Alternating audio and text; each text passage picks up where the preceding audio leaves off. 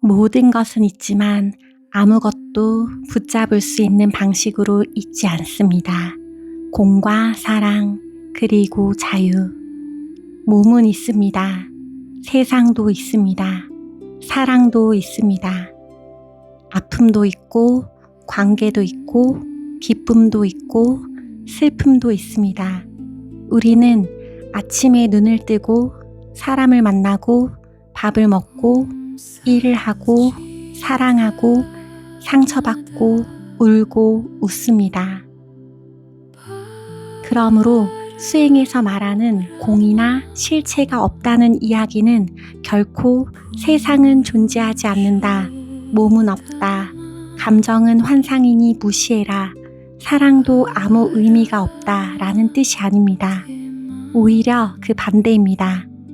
수행이 깊어질수록 우리는 삶을 부정하는 것이 아니라 삶을 훨씬 더 섬세하고 깊게 만나게 됩니다. 다만 한 가지가 달라집니다. 우리가 지금까지 세상을 바라보던 방식, 즉 모든 것을 고정된 것, 독립된 것, 영원히 붙잡을 수 없는 것으로 생각했던 마음이 조금씩 풀리기 시작합니다. 첫 번째, 몸은 있지만 몸은 고정되어 있지 않습니다. 우리는 너무 자연스럽게 말합니다. 내 몸. 그리고 조금 더 깊은 곳에서는 이렇게 믿습니다. 이 몸이 바로 나야. 하지만 가만히 바라보면 이상합니다. 어린 시절의 몸과 지금의 몸은 완전히 다릅니다. 키도 달라졌고, 얼굴도 달라졌고, 세포도 끊임없이 바뀌었고, 감각도 달라졌고, 몸의 상태도 매일 변합니다. 어제 건강했던 몸이 오늘 아플 수도 있고, 오늘 아픈 몸이 내일 다시 회복될 수도 있습니다. 몸은 분명 존재합니다. 하지만 변하지 않는 하나의 고정된 몸을 찾을 수는 없습니다. 우리는 몸을 하나의 단단한 물체처럼 느끼지만 실제 경험 속에서 몸은 끊임없이 변하는 감각의 흐름입니다. 따뜻함이 나타나고, 압박감이 나타나고, 통증이 나타나고, 맥박이 뛰고, 숨이 들어오고 나갑니다.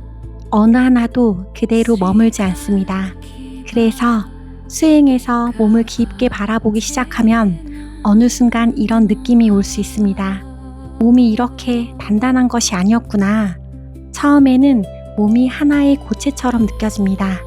그러다가 깊이 바라보면 감각의 흐름처럼 느껴지고, 더 깊어지면 진동처럼 느껴지고, 어떤 순간에는 넓은 공간 안에서 감각들이 일어났다 사라지는 것처럼 느껴지기도 합니다.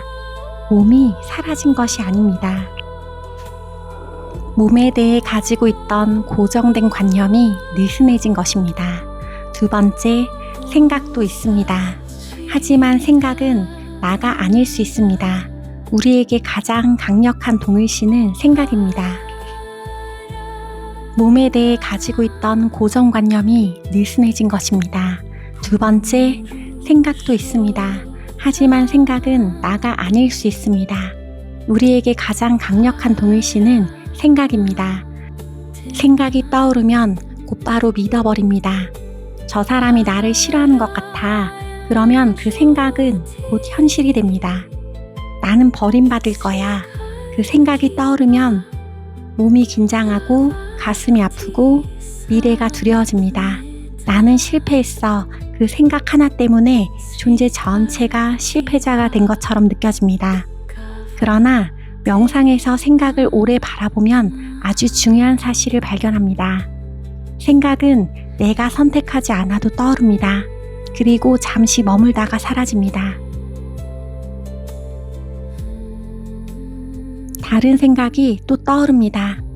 그 생각 역시 사라집니다. 하루에도 수많은 생각이 나타났다가 사라집니다. 그렇다면 우리는 한번 물어볼 수 있습니다. 생각이 이렇게 계속 바뀌는데 정말 생각 하나하나가 나일까? 어제의 생각과 오늘의 생각이 다르고 10년 전의 신념과 지금의 신념이 다릅니다. 그런데도 우리는 매 순간 나타나는 생각을 붙잡으며 말합니다. 이게 나야. 수행은 생각을 없애는 것이 아닙니다. 생각이 떠올라도 괜찮습니다. 다만 어느 순간부터 이렇게 볼 수 있게 됩니다. 아, 생각이 떠오르고 있구나. 이 차이가 매우 큽니다. 나는 불안하다와 불안하다는 생각과 감각이 지금 일어나고 있구나는 전혀 다른 세계입니다. 전자는 불안과 완전히 하나가 된 상태입니다. 후자는 불안을 외면하지 않으면서도 그것을 볼 수 있는 공간이 생긴 상태입니다. 그리고 그 작은 공간에서 자유가 시작됩니다. 세 번째, 감정도 있습니다. 감정을 없애는 것이 수행은 아닙니다. 수행을 하다 보면 어떤 분들은 감정을 없애야 한다고 생각합니다. 화를 내면 수행이 부족한 것 같고, 슬프면 아직 애고가 많은 것 같고, 상처받으면 깨달음에서 멀어진 것처럼 느껴집니다. 하지만 그렇지 않습니다. 우리에게 감정이 있다는 것은 너무나 자연스러운 일입니다. 사랑하는 사람이 떠나면 슬플 수 있습니다. 누군가에게 무시당하면 화가 날 수 있습니다. 어린 시절의 상처가 건드려지면 가슴이 무너질 수도 있습니다. 몸이 아프면 두려울 수도 있습니다. 그 감정 자체는 문제가 아닙니다. 문제는 우리가 감정을 어떻게 대하느냐입니다. 우리는 대개 두 가지 방식으로 감정을 다룹니다. 하나는 붙잡는 것입니다. 나는 원래 이런 사람이야. 나는 평생 버림받았어. 이 상처는 영원히 없어지지 않을 거야. 감정 하나가 존재 전체의 정체성이 됩니다. 또 하나는 억누르는 것입니다. 화내면 안 돼. 슬퍼하면 안 돼. 수행자는 이런 감정을 가지면 안 돼. 그냥 감사해야 해. 하지만 억눌린 감정은 사라지는 것이 아닙니다. 몸 깊은 곳에 긴장으로 남을 수 있고, 방어 기제로 남을 수 있고, 관계 속 반복적인 반응으로 나타날 수도 있습니다. 그래서 수행은 세 번째 길을 가르쳐 줍니다. 느끼되 붙잡지 않는 것, 아파하되 정체성이 되지 않는 것, 충분히 품되 영원한 것으로 만들지 않는 것. 아프면 아파해 주어야 합니다. 눈물이 나면 울어도 됩니다. 가슴이 아프면 그 아픔을 밀어내지 않고 함께 있어줍니다. 그러면서도 마음 한켠에서 알 수 있습니다. 이것도 지금 이 순간 일어나는 하나의 경험이구나. 이때 우리는 감정을 버리지도 않고 감정에 삼켜지지도 않습니다. 이것이 아주 중요한 수행입니다. 네 번째, 공은 없음이 아니라 고정된 실체 없음에 가깝습니다. 공이라는 말을 들으면 흔히 이렇게 생각합니다. 결국 아무것도 없다는 말인가? 그렇지 않습니다. 아주 단순한 예로 무지개를 생각해 볼 수 있습니다. 무지개는 있습니다. 눈으로 볼 수 있습니다. 아름답습니다. 하지만 무지개를 손으로 잡으려고 하면 잡을 수 없습니다. 무지개는 특정한 조건들이 만났을 때 나타나는 현상입니다. 빛과 물방울과 보는 위치가 만나야 합니다. 조건이 달라지면 사라집니다. 그렇다고 무지개가 아예 없었다고 할 수 있을까요? 아닙니다. 무지개는 분명 나타났습니다. 하지만 독립적이고 영원한 실제로 존재한 것은 아닙니다. 우리 삶의 많은 것들이 이와 같습니다. 몸도 조건에 의해서 존재합니다. 관계도 조건에 의해서 만들어집니다. 감정도 수많은 원인과 조건이 만났을 때 일어납니다. 생각도 기억, 경험, 환경, 몸 상태, 과거의 삼스카라가 만나면서 나타날 수 있습니다. 그러므로 하나의 현상을 자세히 바라보면 사실 수많은 관계의 결과입니다. 독립된 것이 거의 없습니다. 모든 것은 서로 연결되어 있습니다. 다섯 번째, 파도는 있지만 바다와 따로 존재하지 않습니다. 이 이야기를 가장 아름답게 설명하는 비유가 바로 바다와 파도입니다. 파도는 분명 존재합니다. 작은 파도도 있고 큰 파도도 있습니다. 잔잔한 파도도 있고 거센 파도도 있습니다. 하지만 파도를 바다에서 떼어낼 수 있을까요? 없습니다. 파도가 바다에게 말한다고 생각해 보세요. 나는 혼자야. 바다는 말할 것입니다. 너는 한 번도 나와 떨어진 적이 없었다. 파도가 말합니다. 나는 곧 사라질 거야. 바다는 말합니다. 파도의 모양은 사라지지만 너의 본성은 물이다.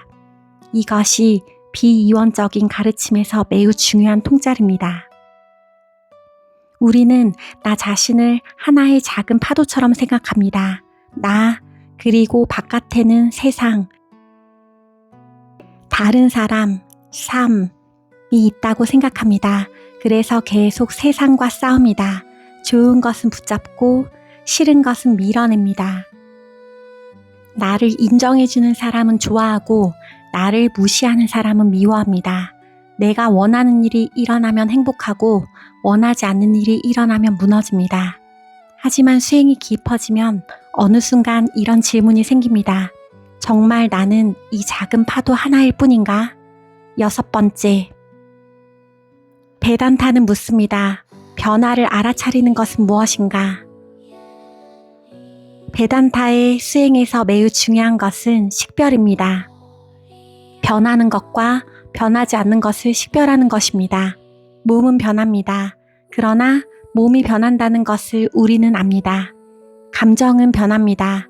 그러나 감정이 변한다는 것을 압니다. 생각은 변합니다. 그러나 생각이 떠올랐다 사라졌다는 것을 압니다. 어린 시절과 지금의 성격도 달라졌습니다. 그러나 우리는 말합니다. 어렸을 때 나는 이랬어. 그렇다면 아주 깊은 질문이 남습니다. 이 모든 변화를 알고 있는 것은 무엇일까요? 베단타에서는 이 지점에서 사크시, 즉 증인의식을 이야기합니다. 몸은 보여집니다. 생각은 보여집니다. 감정은 보여집니다. 그러므로 그것들은 보이는 것, 즉 대상입니다. 그렇다면 그 모든 것을 알고 있는 알은 무엇일까요? 이 질문은 머리로 답을 만드는 질문이 아닙니다. 명상 안에서 직접 바라보아야 합니다. 생각이 올라올 때 묻습니다. 이 생각을 아는 것은 무엇인가? 가슴이 아플 때 묻습니다. 이 아픔을 알고 있는 것은 무엇인가? 몸이 편안해졌을 때도 묻습니다. 이 편안함을 알고 있는 것은 무엇인가?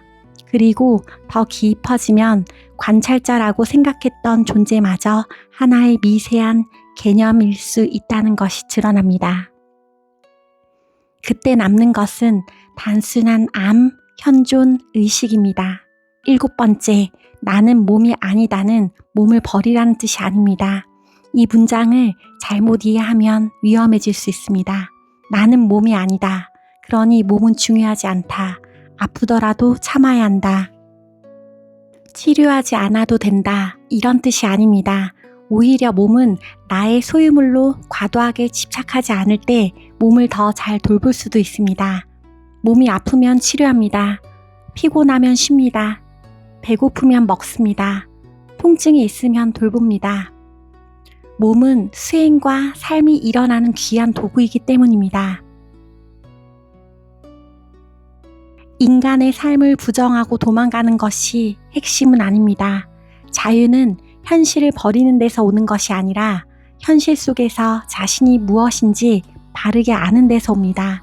몸은 사랑하되 몸에 갇히지 않는 것, 관계를 사랑하되 관계에 자신 전체를 맡기지 않는 것, 일을 하되 역할을 자신의 본질이라고 착각하지 않는 것, 이것이 훨씬 깊은 자유입니다. 8번째, 관계 역시 고정된 것이 아닙니다. 우리는 사랑하는 사람들에게 말합니다. 영원히 함께하고 싶어. 아름다운 말입니다. 하지만 세상의 모든 관계는 변합니다. 사람도 변하고 상황도 변하고 마음도 변할 수 있습니다. 그래서 관계에서 가장 큰 고통은 때때로 사랑 자체보다 붙잡으려는 마음에서 옵니다. 이 사람은 반드시 내 곁에 있어야 해. 나를 항상 이해해줘야 해. 예전과 똑같아야 해. 나를 떠나면 안 돼. 그 순간 사랑은 조금씩 소유가 됩니다. 하지만 공을 깊이 이해하면 사랑의 질이 달라질 수 있습니다. 당신은 내 것이 아니다. 이 말은 차가운 말이 아닙니다. 오히려 가장 깊은 존중일 수 있습니다. 당신은 당신의 삶이 있고 당신의 길이 있고 당신의 자유가 있습니다. 그리고 우리는 잠시 만나 서로의 삶을 비추어 줍니다. 붙잡지 않으면서 사랑하는 것, 소유하지 않으면서 함께하는 것, 상대방을 내 결핍을 채워주는 존재로 만들지 않는 것, 이런 사랑은 훨씬 자유롭습니다. 9번째, 사랑은 공과 반대가 아닙니다. 사람들은 때때로 공을 차갑다고 느낍니다. 모든 것이 공이라면 사랑도 의미 없는 것 아닌가요? 저는 오히려 반대로 표현하고 싶습니다. 공을 깊이 이해할수록 사랑은 더 깊어질 수 있습니다. 우리는 더 이상 사랑을 붙잡아 두려고 하지 않기 때문입니다. 꽃을 생각해 보세요. 꽃은 언젠가 시듭니다. 그래서 꽃이 아름답지 않은가요? 아닙니다. 시들 것을 알기에 지금 피어있는 꽃이 더욱 귀합니다. 우리 몸도 마찬가지입니다. 언젠가 늙습니다. 언젠가 사라집니다. 그래서 몸이 무의미한가요? 아닙니다. 유한이기 때문에 더 소중합니다. 사람도 마찬가지입니다. 언젠가 헤어질 수 있습니다. 언젠가 죽음으로 이별할 수도 있습니다. 그래서 사랑하지 말아야 할까요? 아닙니다. 오히려 그래서 지금 함께 있는 한 순간이 너무나 귀합니다. 오늘 한 번 더 안아줄 수 있고, 오늘 한 번 더 사랑한다고 말할 수 있고, 오늘 조금 더 친절할 수 있습니다. 영원히 붙잡을 수 없다는 사실은 사랑을 파괴하지 않습니다. 오히려 사랑을 지금 이 순간으로 데려옵니다. 10번째, 아픔 역시 공입니다. 그러나 아픔은 존중받아야 합니다. 이 부분은 정말 중요합니다. 상처받았을 때 누군가가 말합니다. 그것도 다 생각이야. 집착하지 마. 놓아버려. 모든 것은 공이야. 그 말이 철학적으로는 맞을 수도 있습니다. 하지만 마음이 무너진 사람에게 너무 빨리 던지면 또 하나의 폭력이 될 수 있습니다. 상처에는 먼저 사랑이 필요합니다. 가슴이 아프다면 아프구나 라고 알아줘야 합니다. 울고 싶다면 울어야 합니다. 몸이 떨리면 그 떨림을 느껴줄 수 있습니다. 괜찮아져야 해 라고 재촉하지 않아도 됩니다. 아픈 것은 아파할 때 지나갈 수 있습니다. 그런데 충분히 느껴주다 보면 어느 순간 조금씩 보입니다. 이 아픔도 계속 같은 모습으로 있진 않구나. 처음에는 100처럼 느껴졌던 아픔이 80이 되고 조금 후에는 50이 되고 어느 순간 다시 70이 될 수도 있습니다. 계속 변합니다. 이것이 바로 아픔의 공성입니다. 아픔이 없다는 것이 아니라 아픔조차 고정된 실체로 존재하지 않는다는 것입니다. 그래서 우리는 아픔을 존중하면서도 희망을 잃지 않을 수 있습니다. 11번째, 삼스카라도 나가 아닙니다. 우리 안에는 수많은 과거의 흔적이 있습니다. 어린 시절의 경험, 상처, 두려움, 욕망, 반복된 관계 패턴, 몸에 저장된 긴장. 베단타와 요가에서는 이런 미세한 흔적을 삼스카라라고 설명합니다. 삼스카라가 강하게 일어나면 우리는 그것을 나라고 느낍니다. 버림받음의 삼스카라가 올라오면 나는 원래 사랑받지 못하는 사람이야 라고 느낄 수 있습니다. 수치심이 올라오면 나는 부족한 사람이야 라고 생각합니다. 하지만 수행을 통해 조금씩 보게 됩니다. 이것도 하나의 오래된 흔적이구나. 그 순간 이미 변화가 시작됩니다. 삼스카라를 없애려고 공격하지 않아도 됩니다. 밀어내지 않아도 됩니다. 가슴으로 품어주고 몸에서 느끼고 알아차림 안에서 충분히 허용합니다. 그러면 아주 단단했던 것이 조금씩 느슨해질 수 있습니다. 마치 얼음이 녹아 물이 되고 물이 증기가 되어 공간으로 흩어지는 것처럼요. 없앤 것이 아니라 붙잡고 있던 힘이 풀린 것입니다. 12번째, 수행이 깊어질수록 삶이 사라지는 것이 아닙니다. 수행이 깊어지면 삶을 초월해서 아무 감정도 느끼지 않는 사람이 되는 것이 아닙니다. 오히려 더 많이 느껴질 수도 있습니다. 바람을 더 섬세하게 느끼고 누군가의 눈빛을 더 깊게 보고 작은 친절에 더 크게 감동하고 아픔을 더 정직하게 느낄 수 있습니다. 왜냐하면 방어 기제가 줄어들기 때문입니다. 예전에는 상처받지 않기 위해 마음을 닫았습니다. 이제는 아프더라도 열어둘 수 있습니다. 예전에는 잃을까봐 사랑을 붙잡았습니다. 이제는 잃을 수 있다는 것을 알면서도 사랑할 수 있습니다. 예전에는 나를 지키기 위해 사랑을 통제하려 했습니다. 이제는 모든 것을 통제할 수 없음을 인정하면서도 삶과 함께 움직일 수 있습니다. 이것이 자유입니다. 13번째, 공은 무관심이 아닙니다. 모든 것이 공이니 상관없다. 이것은 공의 이해가 아닐 수 있습니다. 누군가 아파하고 있는데 그것도 공이야 라고 무심하게 말한다면 그것은 지혜가 아니라 회피일 수 있습니다. 진정한 지혜는 사랑과 멀어지지 않습니다. 공을 알수록 우리는 더 연결되어 있음을 느낄 수 있습니다. 왜냐하면 나와 너가 완전히 독립된 두 개의 섬이 아니라는 것을 조금씩 알게 되기 때문입니다. 당신이 아프면 그 아픔이 내 아픔에도 닿습니다. 누군가 웃으면 나도 웃습니다. 아이의 울음소리를 들으면 마음이 움직입니다. 우리는 생각보다 훨씬 깊이 서로 연결되어 있습니다. 그래서 공에서 자비가 태어날 수 있습니다. 나만 존재하는 것이 아니기 때문입니다. 14번째, 내 것이 줄어들수록 삶은 오히려 풍요로워집니다. 우리는 많은 것을 내 것이라고 부릅니다. 내 몸, 내 돈, 내 가족, 내 사람, 내 직업, 내 센터, 내 가르침, 내 생각, 내 성공. 하지만 잘 보면 잠시 우리에게 맡겨진 것들입니다. 몸도 언젠간 내려놓아야 하고 재산도 가져갈 수 없고 사랑도 영원히 소유할 수 없고 명예와 역할도 바뀝니다. 처음에는 이 사실이 두렵습니다. 그럼 아무것도 내 것이 아니란 말인가? 하지만 어느 순간 이 사실은 굉장한 자유가 됩니다. 아무것도 완전히 내 것이 아니기에 모든 것을 지나치게 지키느라 고통받지 않아도 됩니다. 그리고 역설적으로 더 잘 돌볼 수 있습니다. 이 사람은 내 것이 아니지만 사랑합니다. 이 몸은 영원한 내가 아니지만 정성껏 돌봅니다.